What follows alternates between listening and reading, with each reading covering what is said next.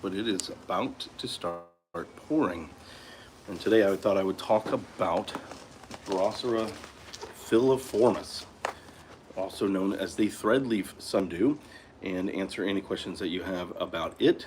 And didn't answer any questions that you have about carnivorous plants in general. And so let's talk about this amazing plant.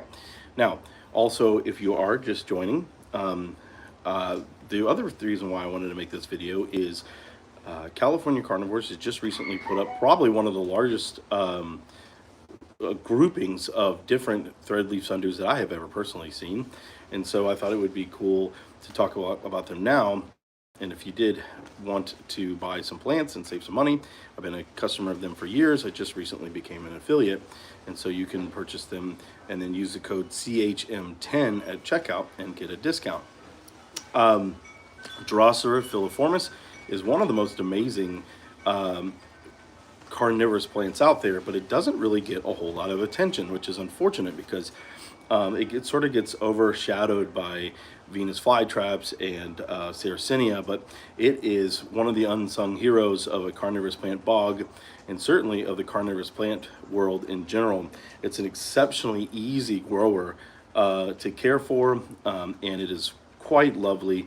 The video doesn't necessarily pick it up too much, but it is usually covered in dew and simply stunning, glistening in the morning and evening lights. Absolutely beautiful. I don't know if you can see it, but right on here, all these little specks all over it, those are bugs. These things are quite prolific at catching prey. And so for that reason alone, they make a great plant for your bog garden, but also they divide exceptionally fast. They grow exceptionally fast, and they do well in a myriad of conditions. So I had to do this on my back porch because we got a big storm coming in. I'm glad for that. But let's talk about care for these beautiful plants. Now, thread-leaf sundews grow all up and down the east coast of the United States. There are a few different varieties of them, but not too many, to be honest with you.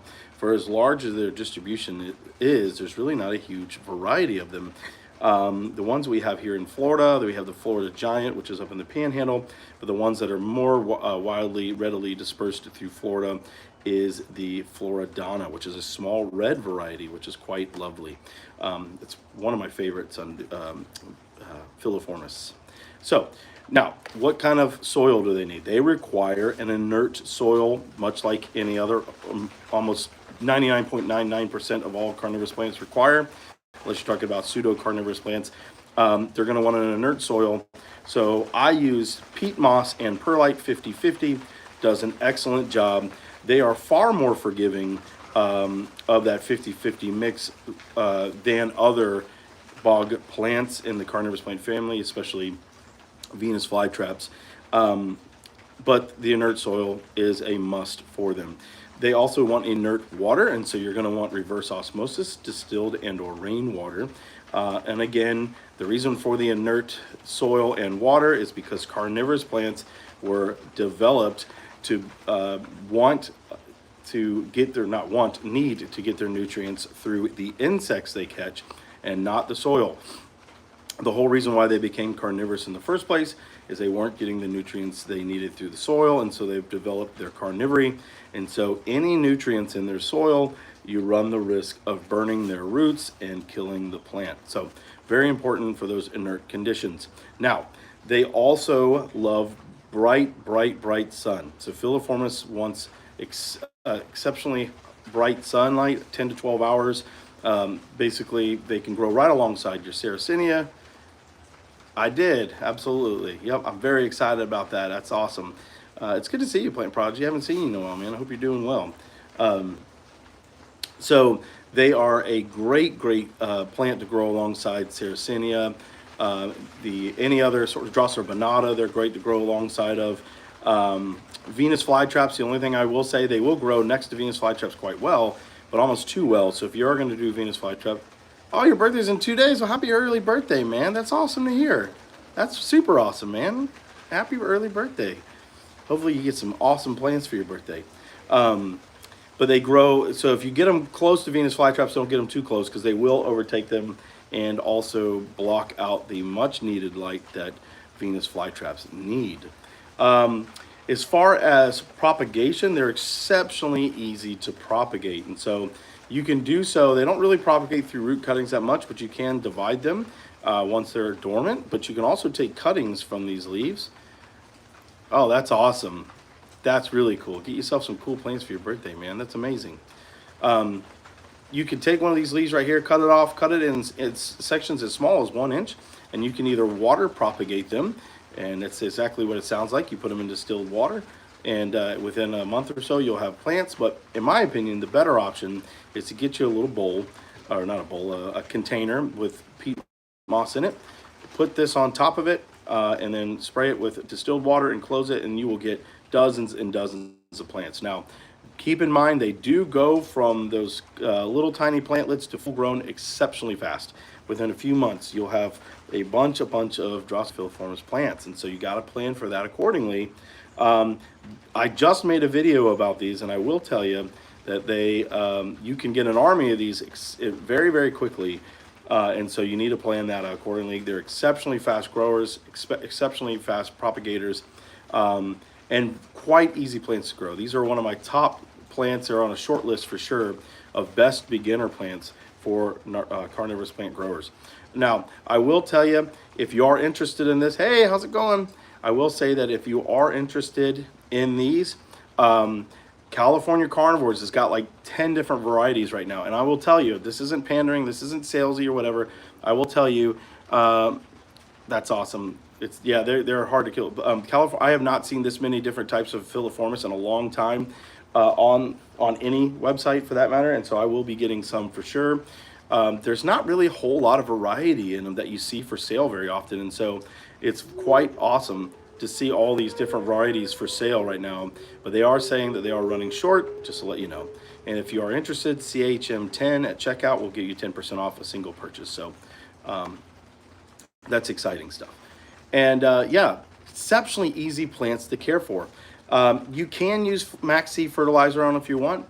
Not necessary. If you put them outside, they will absolutely catch as many prey as they possibly can. They're great pack hunters just because of the amount of threads that they have all together. They will catch a lot of prey. They do go dormant, so just depending on where you live, September, October, they will start to die off. All their brown leaves will start to die off. Nice, absolutely. It does amazing. Yeah, they're fantastic plants, hardy as can be. So about September, October, they will start to die off in you and turn brown, and then they'll die all the way to the ground to this little, what looks like a reverse pine cone. It's called a hibernacula. That hibernacula will stay dormant for a while. Oh, nice. Will stay dormant for a while, and then come spring, they will burst forth full of life, and you would be surprised at how fast they come back. They unfurl very much like ferns, yeah, they do flower, and so most of them have a white flower. Some have pink flowers, and most of them are not self-seeding. So the Floridana is, and so what that means is it has a perfect flower. So when the flower opens and closes, it'll automatically fertilize itself. Most of them require a different filiformis to seed them. However, if you grow them outside, nature's pollinators usually will take care of that for you. You'll find that these grow all over the place. So when you think you only have got them in certain locations, they will pop up in others with little seedlings.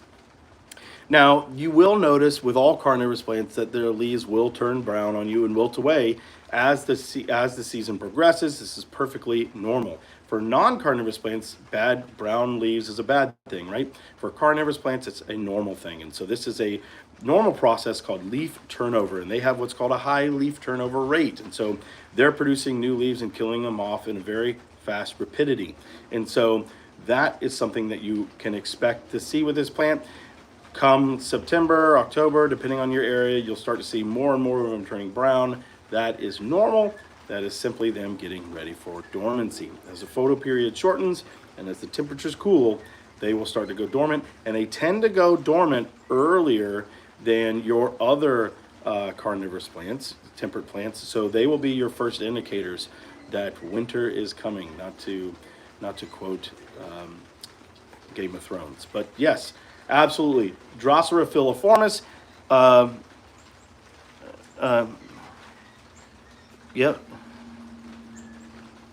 Oh, 100%. So the whole reason why I started this channel, so I used to have like over 100 Nepenthes. I used to have a ton of them, but I've since given them to friends and stuff. And really, the temperate plants is what's really gotten me interested. But the whole reason why I started this channel was because I wanted it.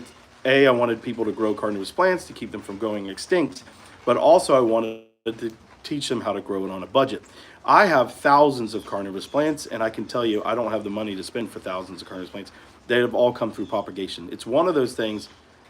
I know I need to, I really do, but it's one of those things that they're very easy to care for at a very low price. And so, yes, absolutely, you can grow Nepenthes, you can grow almost all, well, I would say all carnivorous plants at a very low budget. I don't spend hardly any money per month to take care of those thousands of plants, and that's not a flex.